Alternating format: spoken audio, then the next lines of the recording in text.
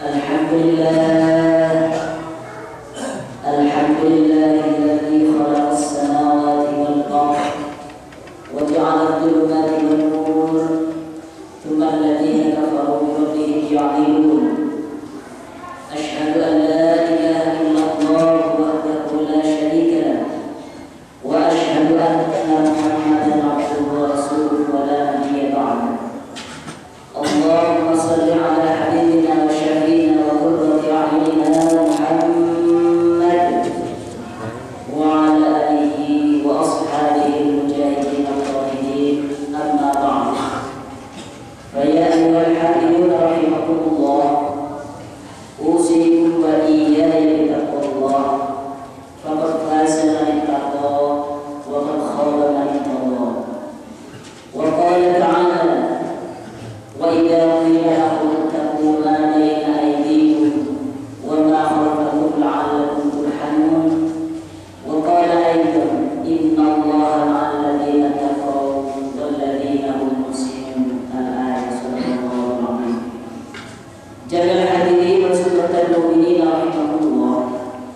Dalam kesempatan yang berbahagia ini, khatib berwasiat pada diri pribadi khususnya dan umumnya kepada para hadirin semua, mari senantiasa tiada henti kita meningkatkan kualitas takwa kita kepada Allah Subhanahu wa taala, dan semoga senantiasa kita oleh Allah diberi taufik, hidayah serta maghfirahnya sehingga kita bisa semangat di dunia wa dunia wal akhirah. Amin amin ya rabbal alamin. Jami'al hadirin wa sahabatul mu'minin rahimahumullah. Dalam kesempatan yang berbahagia ini, khatib akan menyampaikan sebuah khutbah singkat dengan tema tiba-tiba anak di dalam pandangan Al-Quran.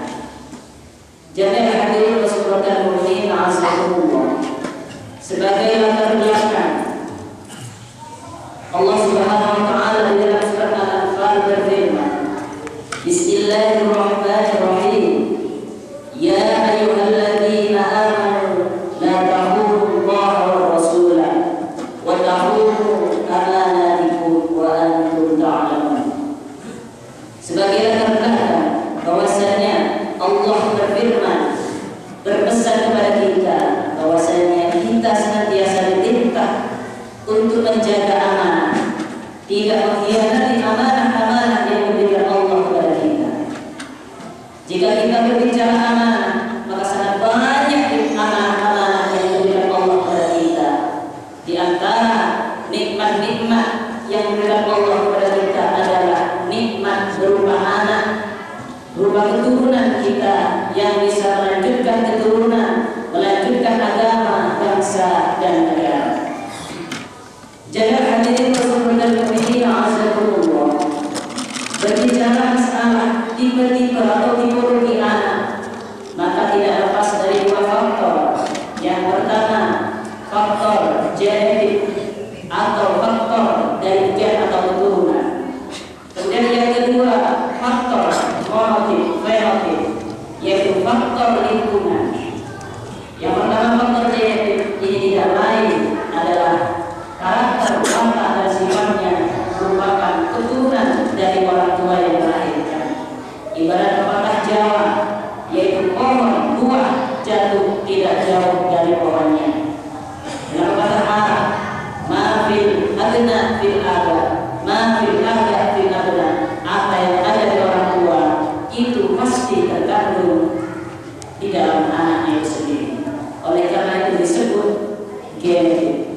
Kemudian yang kedua, fenotip, yaitu pengaruh terhadap anak, pengaruh terhadap karakter anak bukan karena keturunan, tapi karena faktor lingkungan.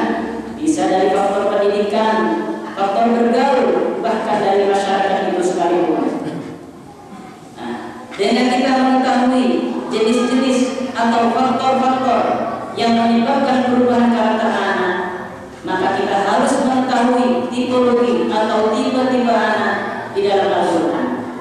Paling tidak kami rangkum di dalam Al-Quran ada 3 tipe anak. Yang pertama, anak di dalam Al-Quran adalah anak yang bertipe Al-Abrar. Al-Abrar adalah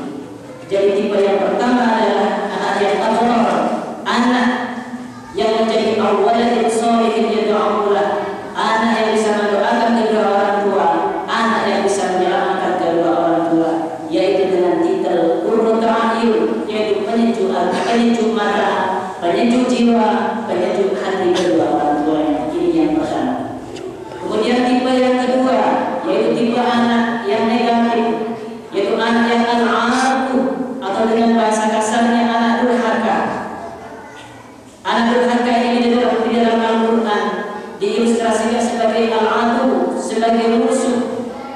Allah berfirman di dalam surat At-Tawabun, Bismillahirrahmanirrahim. Ya ayyuhalladzina amanu inna min azwajikum wa auladikum aduwwan lakum fahdharuhum.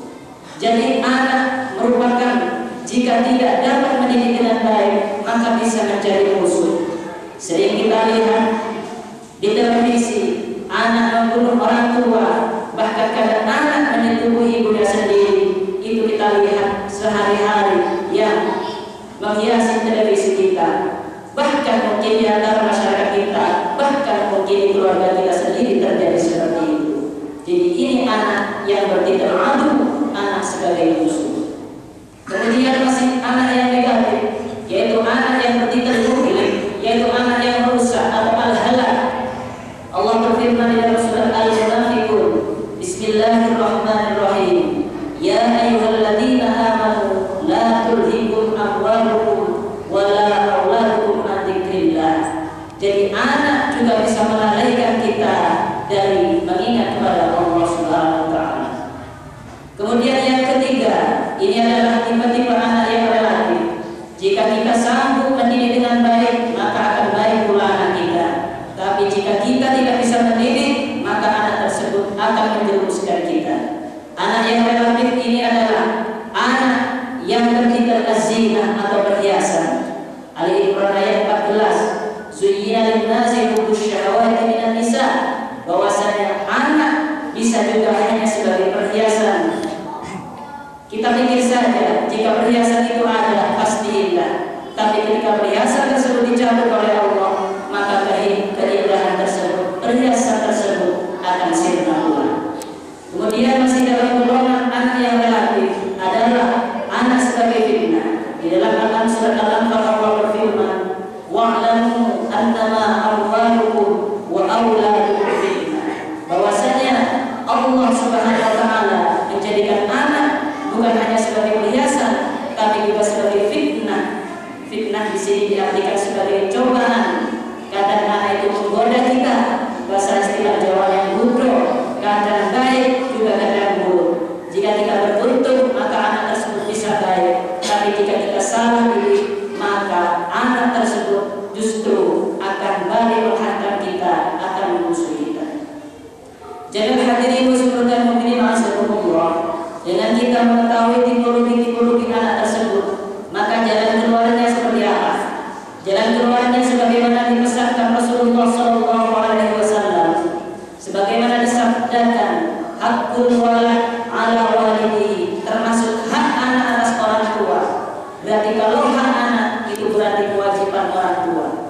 Apa saja kewajiban orang tua kepada anak? Yang pertama, ayyusina ismahu, memberi nama yang baik, memberi nama yang indah, memberi nama yang sesuai, memberi nama karena nama tersebut merupakan salah satu dari keindahan dan sangat dianjurkan oleh Rasulullah SAW.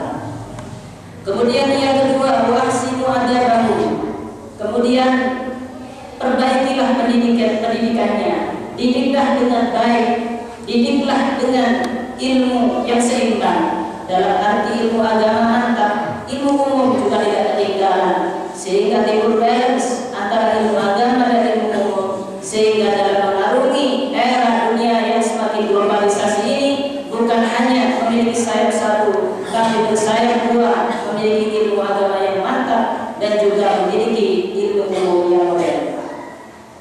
Kemudian yang ketiga, wa ayyuhallimahul kitab, kita belajar membaca terutama membaca Al-Quran, Al-Hadis Rasulullah SAW, juga Alkitab yang dikarang para ulama salafus saleh. Mari kita belajarkan kepada anak didik kita sendiri mungkin, sehingga ketika dewasa anak-anak kita bisa menerima pendidikan agama dengan baik. Kemudian wa ayyuhallimahul kitab was-sibahah war-rimayah. Ini kita ilustrasikan dengan olahraga. Kita didik anak kita bukan hanya pendidikan rohani, tapi pendidikan jasmani seperti olahraga. Ini juga dianjurkan oleh Rasulullah SAW. Kemudian wa'ala yarzuqahu illa thayyiban. Ini sangat penting. Mari kita beri anak kita rezeki rezeki yang halal, beri anak kita rezeki yang baik, hasil yang baik, hasil dari keringat kita yang betul-betul murni dan tidak ada intervensi lain, dan betul-betul murni supaya apa yang dikonsumsi anak kita bisa berbarokah sampai dia meninggal. Kemudian yang terakhir, wa ayyuzawijahu idza barokah. Ketika anak itu sudah menginjak dewasa, maka jangan lupa orang tua wajib menanyakan anak apakah sudah siap memasuki jenjang perkawinan. Orang tua wajib memperhatikan sehingga tidak terjerumus dalam jurang kenistaan, dalam perzinahan, pergaulan bebas seperti yang kita dengar pada akhir-akhir ini. Na'udzubillah, na'udzubillah. Jami'an hadirin wa suratul mukminin azakumullah. Demikianlah khutbah singkat yang dapat saya sampaikan. Semoga oleh Allah kita dikuatkan oleh Allah untuk menjalankan amanah yang berupa anak, sehingga oleh Allah telah ketika kita dimintai pertanggungjawaban, kita akan memberikan pertanggungjawaban dengan pertanggungjawaban yang memuaskan sesuai dengan aturan-aturan agama Islam. Amin amin ya rabbal alamin. Barakallahu li wa lakum